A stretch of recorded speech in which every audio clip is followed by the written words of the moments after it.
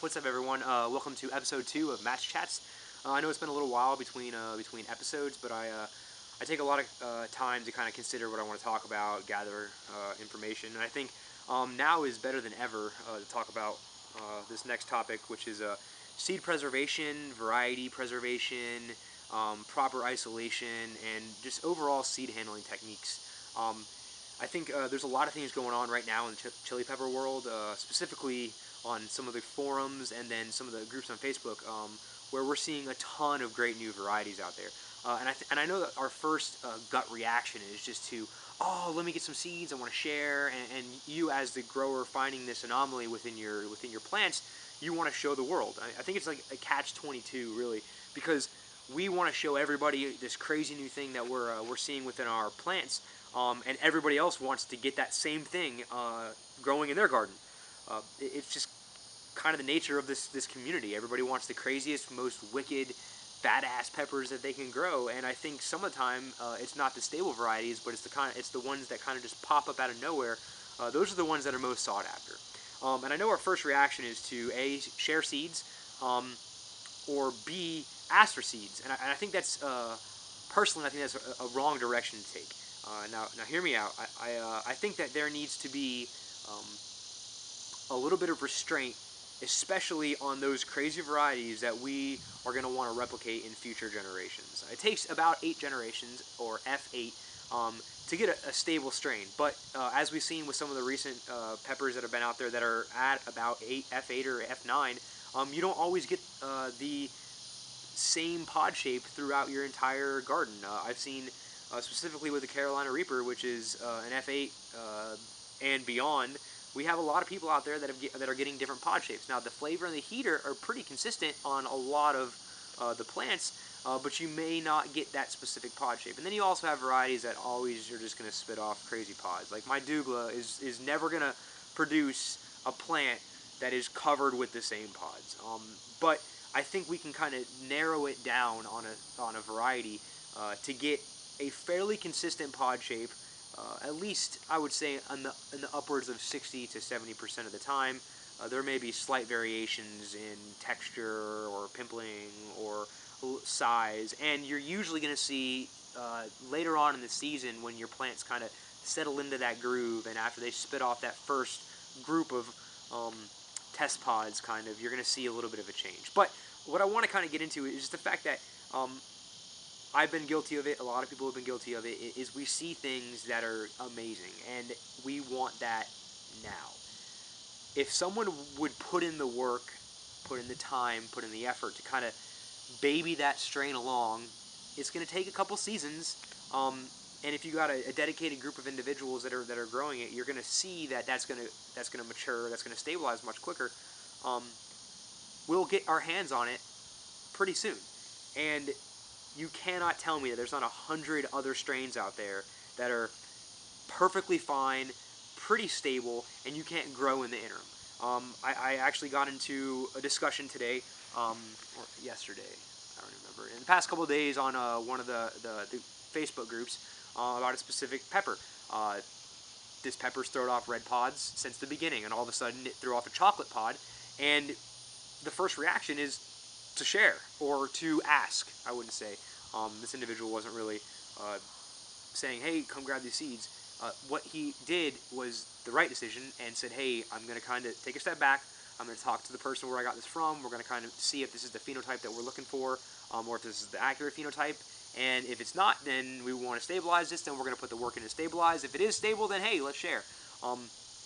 That's kind of where the confusion comes in. I'll take 7-Pot Bubblegum for an example. It's a great pod, and I just did a pod review on it a couple days ago.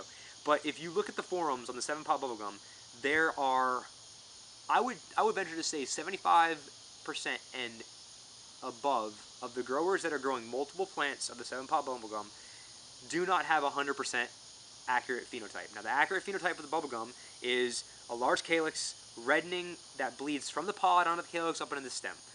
Any reddening, now of course we're going to want the reddest, the most deep red on that stem as we can get. But if you look at all the growers, they have 4, 5, 6 plants. 2 or 3 of them are spitting off large calyxes, no bleed. one of them is not spitting off a large calyx at all, and then the others are spitting off the proper phenotype. And a lot of these guys are documenting. What that tells us as the growers is, hey, that pod, it wasn't ready to be released. And I think that the creator wasn't necessarily ready to push it out to everybody. I know that at the beginning they were trying to stabilize it, and I just think that in this community we will always have leakage. There's always going to be seeds floating around that are from unstable pods, and and trust me, this isn't like my rant against, this is anti, non-stability. I think that the most unique peppers we get are from unstable crosses, things that we're not really tracking, and all of a sudden they just throw off a great pod. And I really love to grow those crazy crosses, not stable, because you're not really getting in, or you're not really looking for a specific thing. You can actually make it your own over time, and I'll get into that in a second. But I think that us as responsible growers, we need to make sure that we make that honest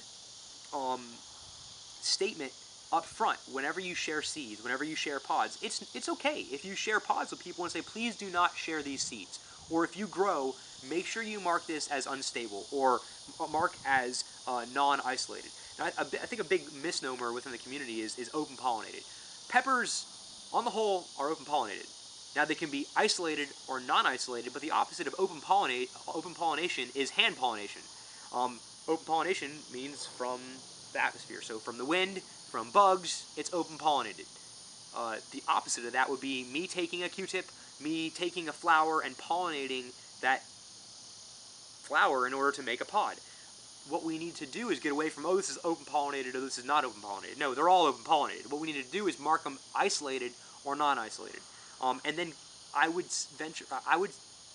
implore you, take notes. Write down what you have. Mark it. Isolated. Non-isolated. And there's nothing wrong. My garden back here will not be isolated this year, but none of these plants will go to seed stock. Next season, I am investing a lot of time and effort into creating a almost like isolation chambers for up to 20 or 30 plants, where I'm just going to grow my plants in these chambers that will allow them to be isolated so I can select phenotype. Now, this is more important when I'm trying to stabilize a cross. Now, I have a lot of F2, F3, F4, F5s, and they're getting close to stability, or I may want to take them a specific route. And the best way for me to do that is to isolate. And I can isolate a single branch, but you may only get one or two pod shapes. If you isolate the entire plant, you're going to be able to see all the different pod shapes that are going to come out, and then I can pick and choose which ones I want to continue and try to grow for. So I'm going to create some boxes out of some 2x3s and some tulle fabric, and I'm going to just isolate entire plants in order for me to do that. Now, if you're going to keep for seed stock, it's very important you keep isolated pods. I don't know the exact distance you need in order to ensure stability or isolation within your plants, but I heard something crazy like a mile or a mile and a half. So if you have a pepper plant, it needs to be over a mile or so, or acre, whatever, a far friggin' distance from another pepper plant in order to be certain that it will be not cross-pollinated. Now, not all not all plants are going. Every pod is going to spit out cross-pollinated, and you can get, I would say more often than not, you're going to get, the proper phenotype if you save from your open or if you're non-isolated seeds. However, for seed stock, it is very important that you're making sure that if you're sharing, you need to tell whoever you're sharing with that these are not isolated, or that these are a possible cross. And then also, if you're purchasing, make sure your commercial grower or your seed source is isolating their seeds. You look at something like the McDermotts, who grow thousands upon thousands upon thousands. If you want to get seeds from them, you need to make sure that they're isolating, which I'm sure they do, because they have a very reputable business and they're growing out all these crazy pods, and it's insane not to isolate. They may have a field of one specific variety, and it may be far enough away where that's their isolation method and isolation technique, and that's going to work great for them. But take other people that aren't growing quite on that scale, and they have 50, 100 or so varieties on their website, as opposed to hundreds of varieties on their website. You need to ask the question. And if the seed vendor is not going to tell you if they're isolating or not isolating, don't buy from them. There's plenty of other people out there. But a lot of people get their seeds from the seed train, and that's totally fine. What I'm saying is that when you're going to share, you need to make sure that you tell who you're sharing with that these are not isolated pods or these are isolated pods, so they can expect what they're getting. And if something comes out that pops out a crazy phenotype or some anomaly, then they can annotate that and then make sure that they know when they're sharing.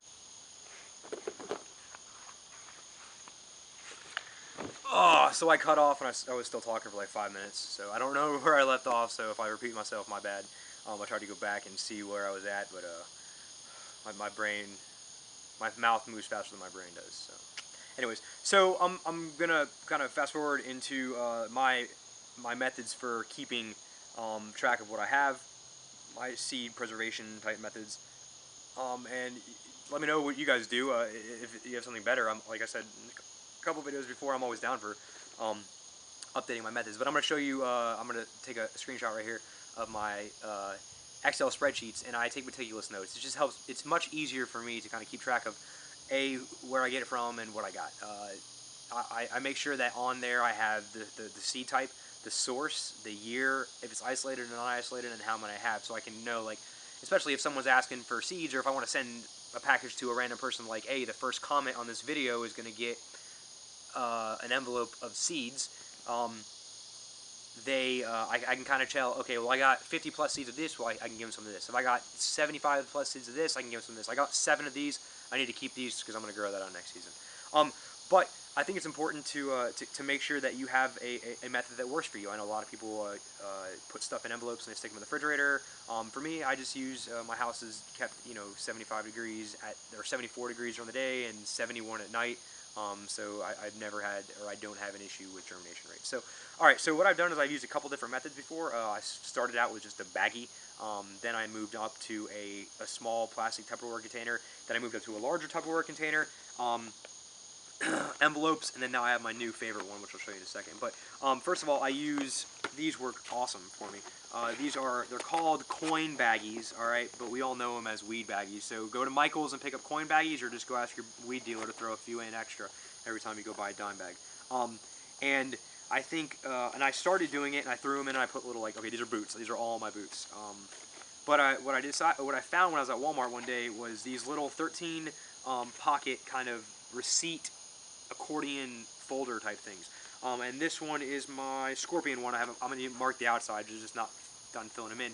And I have mine separated by color, location, name, hybrid, and not. So for example, like my chocolate is not a color, but you get my point. Yellow, red, standard would go in the color. Location would be like Moruga, or what else is in here?